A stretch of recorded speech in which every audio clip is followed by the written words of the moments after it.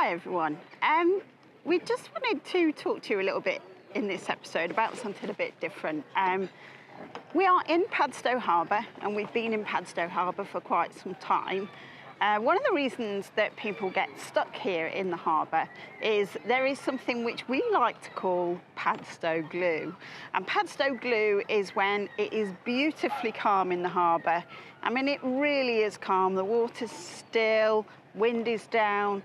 But if you go out and you walk along the estuary, you will see that there can be up to 5-metre waves out there, and they are smashing into the rocks. There is a huge wall of water and huge seas which prevent us from getting out. So if you ever get stuck in Padstow Harbour, then this is a guide to tell you about the things that we love to do when we get stuck in the harbour due to poor weather.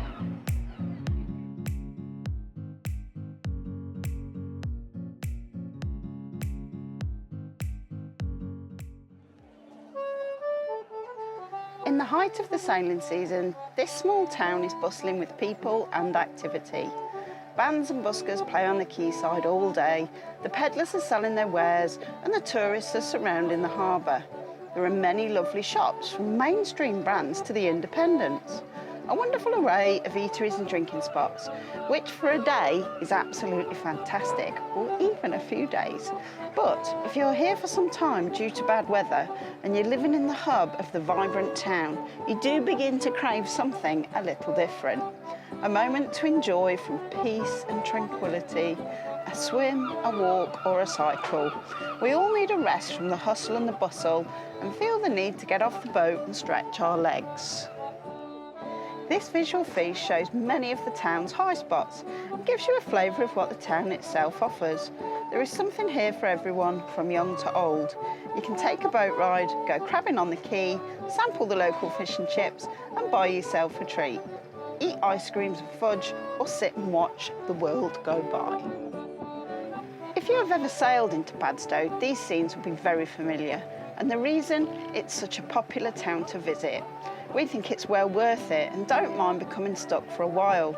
However, we do enjoy leaving the town when we have the option of walking, taking the ferry to Rock, cycling and local buses. And during our many visits over the years, we have made the most of every choice. The ideas we're about to share with you are our favourite ways to get out and about. We hope it inspires you to try it out next time you're here. Also, feel free to suggest other great spots to everyone else in the comments. We can't wait to hear what you have to say, so grab yourself some tea and biscuits to relax and enjoy the rest of the video.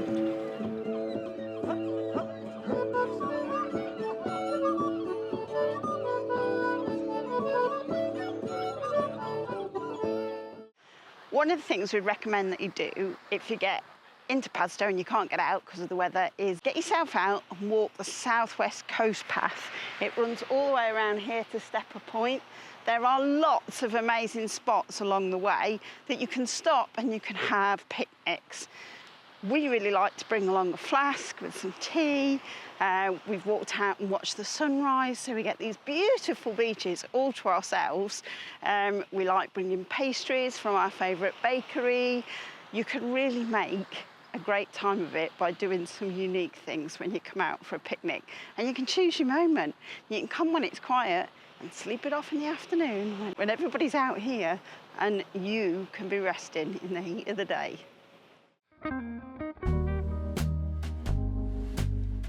The Southwest Coast Path is a 630-mile journey along the coastline of England's southwest peninsula. It has a wealth of stunning natural scenery, sea views, pretty ports and historic towns. It has become really popular in recent years due to Rainer Wind's book, The Salt Path, which has also been made into a film. It's an epic journey about a couple who become homeless and make this their choice to do when all they own is a tent. It's a great read. This is your chance to experience the rawness of nature and the connection between people and the land. The footage you are seeing is an early morning sunrise walk in the middle of August. This is peak season here in Cornwall, and in just a couple of hours the beach will be filled with holiday makers. We much prefer to experience it to ourselves. You can easily walk from here to a little cafe called Rest a While, have lunch and then return. Or if you wish, walk around to Tyrone Bay and back over the headland to Padstow. Tyrone has cafes and toilets to ease your journey and a fantastic sea pool if you fancy a dip.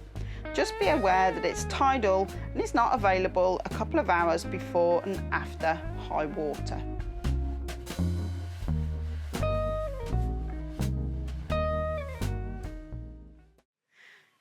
Another great activity to do if you are in Padstow with Padstow Glue is to come and take a look at the Camel Trail.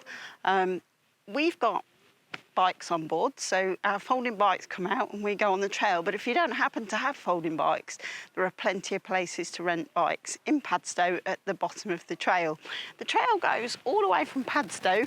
It's an old railway line, so it's beautiful to cycle along all the way along the estuary, and you can go into Wadebridge. We often don't go further than Wadebridge, mainly because our bottoms get too sore and we don't want to go any further. But you can, in fact, cycle all the way into Bodmin if you're feeling very energetic.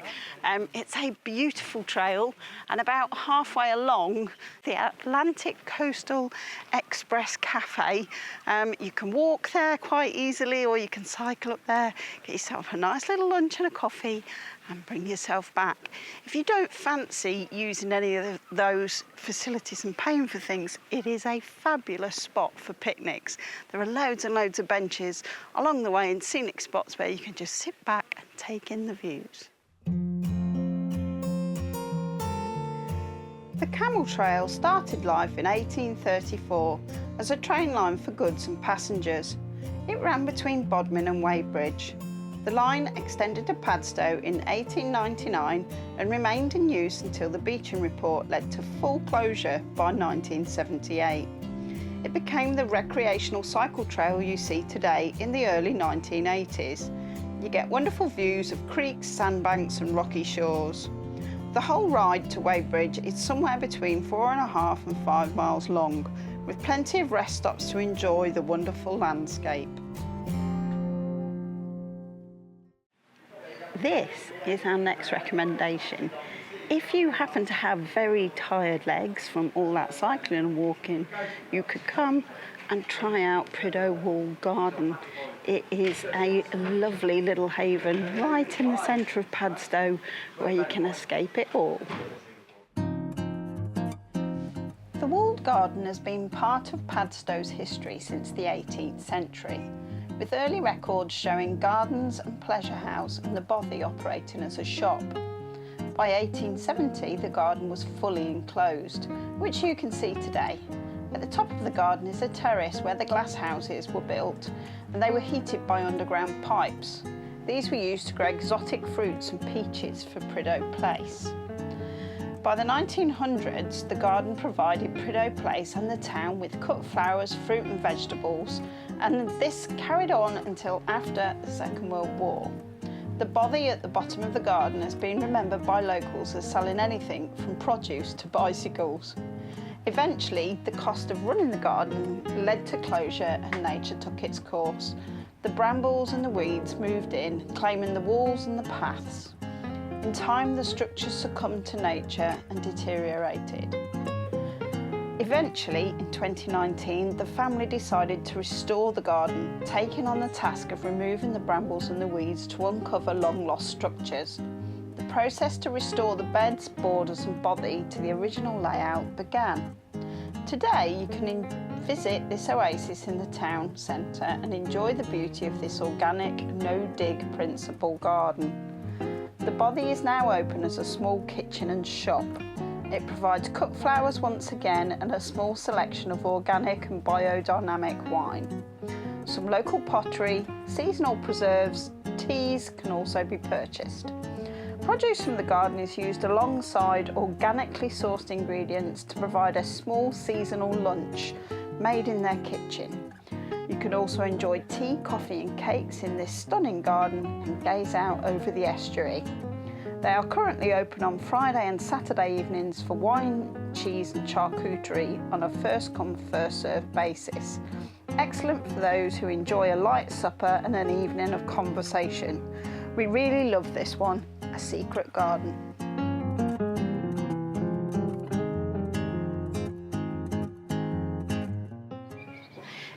been noted that we are somewhat obsessed with food. So one of our recommendations, which we really enjoy doing, is Padstow Farm Shop. It's a local farm with about 1,000 acres, and they've got a lovely big farm shop selling produce from their own farm and also sourced locally from other Cornish producers. It's well worth the walk. The farm shop is approximately a mile out of Padstow and mostly uphill. The route we chose takes us past Prideaux Place, so we can stop off to watch the deer. From here we continue along the Cornish country lanes, enjoying the flora and the fauna as we go. There are lots of wildflowers and even a ruined building to look at on the way. It's always a good idea to take a rucksack on this walk because you never walk away empty-handed. Upon arrival at the farm shop, you enter via a well-marked door. It opens up onto a fabulous fresh fruit, vegetables and herbs stall. And to the left is a superb butcher's counter, selling a variety of locally reared meat. Alan is a big fan of the sausages and pork chops, but for me, the cheese counter is a bit special. On this visit, they had a guest Alpine Blossom cheese. It was to die for. We also purchased some Cornish yarg, another favourite. As it happened to be near lunchtime, we stopped off in the adjacent deli to avail ourselves of lunch. They have a delightful range of salads with homemade pasties, sausage rolls and flans to accompany them. We coupled our choices with a tea each and settled into the outdoor seating area to enjoy our spoils.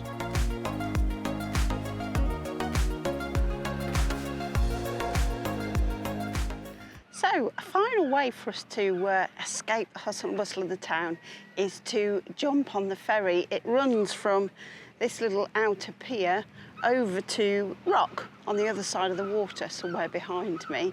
It's a really simple service. It runs throughout the daytime, every 10 minutes or so, zipping back and forth. You hop on and pay as you get on, and we can go over to Rock and head out for a walk.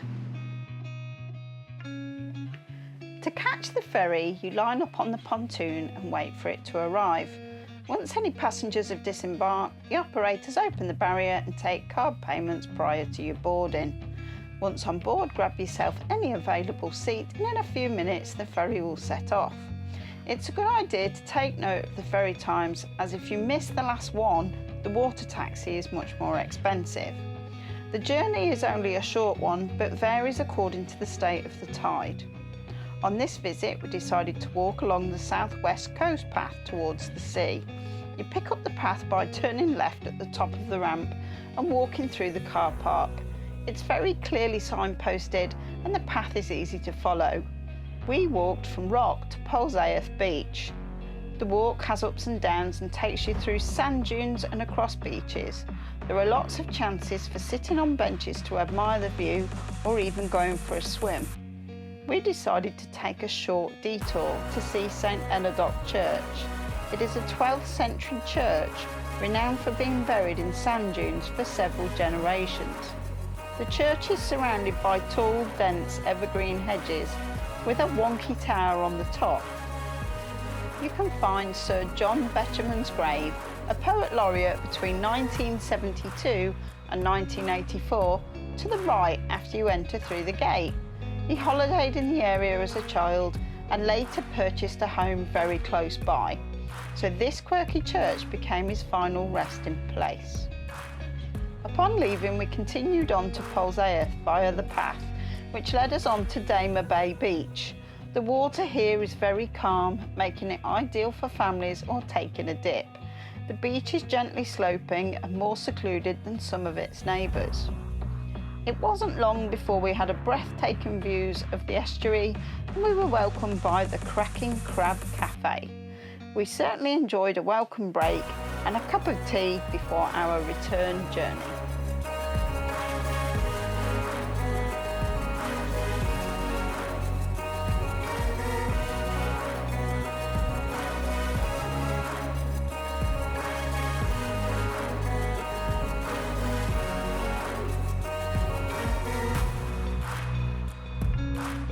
I hope you enjoyed the video. It's a different format to our usual videos, so if you Have any comments, we'd love to hear from you.